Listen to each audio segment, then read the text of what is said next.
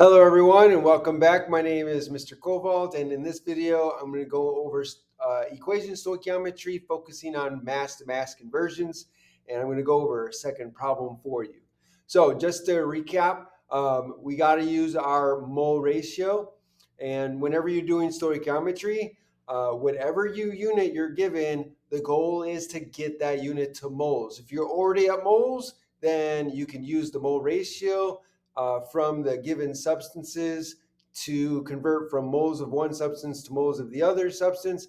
But if you're not at moles, then whatever unit they give you, you got to convert that to moles because you've got to use the mole ratio to get from one substance to the other. Once you've got the other substance, moles of the other substance, now you can convert that to whatever unit you need. And if moles is all you need, then you're already got what you need. If you need something else, then you got to convert it to that other thing. So I'm going to focus on mass to mass conversions. So typically in a mass to mass conversion, they're giving you some unit of mass of one substance, and you're going to convert it to mass of another substance. And both substances are in your balanced equation. So the idea here that I want you to remember is you got to get to moles. You got to convert to moles first. And then once you've got moles, you can use the mole ratio that you get directly from the coefficients in your balanced equation. And then once you use that to convert to moles of your other substance, then you're home free to convert to whatever unit they need you to convert to. So here, oops, wrong way. So here I have the roadmap here.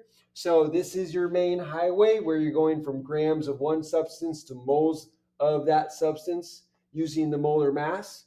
And then you're going to convert moles of substance 1 to moles of substance 2 using the mole ratio that you got in your equation. And then you're going to convert moles of substance 2 to moles of, to grams of substance 2. So that is the typical roadmap that you're going to be using, right? This is the main, what I call the main highway. And then any other unit that you're used is kind of off the main highway. It's a side road. You either got to get off the main highway or you got to get on the main highway. So here, if you're given some unit that isn't grams, then you got to use some conversion factors to get to grams first, and then you can go through the steps. And then once you get to grams of your second substance, then whatever the unit is that they desire, then you're going to have to continue with whatever conversion factors you need to convert to that other unit. Okay, so let's go ahead and look at our practice problem here. So here's a balanced equation of a reaction. So you got these three reactants reacting together to form these three products.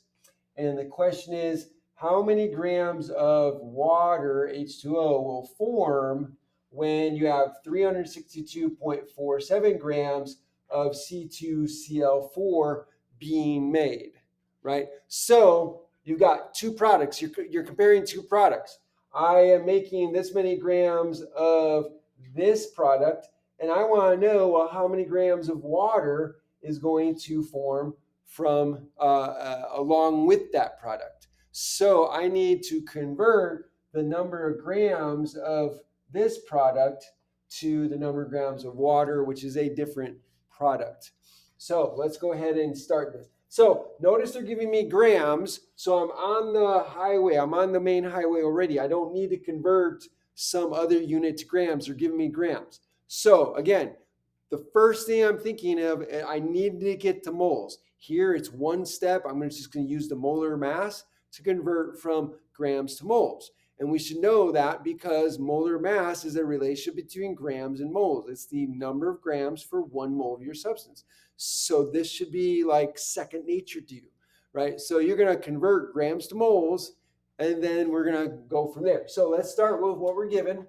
So here I have 362.47 grams of my Cl4 over 1.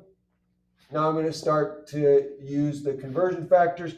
What's my first conversion factor? Well, I got to get to moles, so I'm going to use molar mass to convert grams to moles. So I got to calculate the molar mass of this substance, and I did that. and I got 165.822. So 165.822 grams of C2Cl4. That's the number of grams that's equal to 1 mole. So grams, I have grams on top here, so I want grams on the bottom to cancel out. And notice I'm writing down the substance, so I know that I'm canceling out the same substance. So here I'm going to have 1 mole of this C2Cl4. So grams cancel out. Now I have moles of C2Cl4. I am here on my roadmap. So now I need to get from moles of substance 1 to moles of substance 2. So I'm going to use the mole ratio from my balanced equation. So here's my balanced equation. So over here I have my 4C2Cl2, and here I have water. So it's 4 to 14 ratio. So I'm going to use 4 to 14, and I'm going to use that for my second conversion factor. So now I can use the mole ratio in my balanced equation. So since I have moles of C2Cl4 on top, I'm going to use 4 moles on the bottom. So 4 moles of C2Cl4 on the bottom. And so I'm going to put 14 moles of H2O on top. So now the moles of C2Cl4 cancel out, and now I have moles of water on the top. Now I got moles of my substance 2. Now I am downhill from here. So I've got the moles of my substance 2. The next thing is I got to get to whatever unit they want me to get to. In this case, they're asking for grams. How many grams of water? Simple, one step, because I can use the molar mass of water to convert from moles to grams. So what's the molar mass of water? 18.0154. So I'm going to continue down here. So I'm going to put my conversion factor. So I have moles of water on top. I'm going to put 1 mole of H2O on the bottom.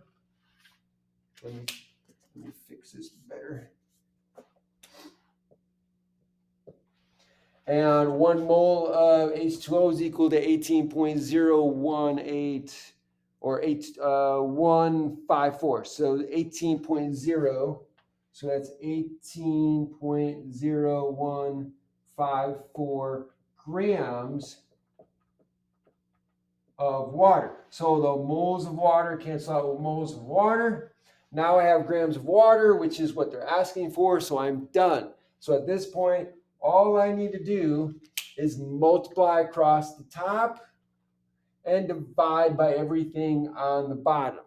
And so when I do that, I get 137,829. 137,829. Where'd my, oh, here we go. So it's 137.829 grams of water. Now, for those of you who are interested in figuring out how many significant figures to keep, how many digits should I keep? And my answer, if you need to answer that question, then we got to go back to our measurements.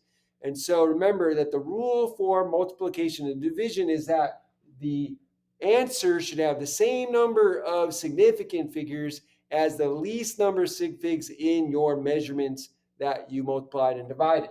So we go back to the measurements. Again, you ignore anything that's exact, anything that's true by definition. So here we have, this is your molar mass of water. So the molar mass is a measurement. So we're going to keep that. That's 1, 2, 3, 4, 5, 6. That's 6 sig figs there.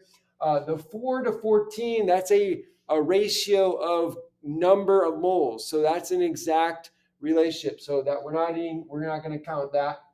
Here we have a molar mass. So that's going to be a measure. So that's 1, 2, 3, 4, 5, 6. So that's 6, 2. And then here we have, this is the measurement that we're given of the mass of this substance here. So that's 5 sig figs. So our answer should have 5 sig figs minimum, since 5 is the lowest number. And so we got to limit this to 5. So we would keep the 1, the 3, the 7, 8, 2. So we're going to drop the 9. So we cut off after the 9, which means we're going to have to round the 2 to a 3. So the final answer is 137.83 grams of water. And that, ladies and gentlemen, is how you use the roadmap to convert from one substance to another, grams to grams or mass to mass, whatever it is. That is stoichiometry. Thanks for joining me. If you like this video, then please like the video, hit that like button, share the video, subscribe to my channel, and when you do, make sure you click the notification bell. And when you do that, make sure you click all so you can be notified by all the videos I put out. Finally, put a comment down below in the comment section. Let me know what you think. Ask me questions. I would love to hear from you. If you have a question or a problem you want me to go over, or maybe a topic you want me to cover that would be helpful to you, then I would love to do that for you. Thanks for joining me and have a great day.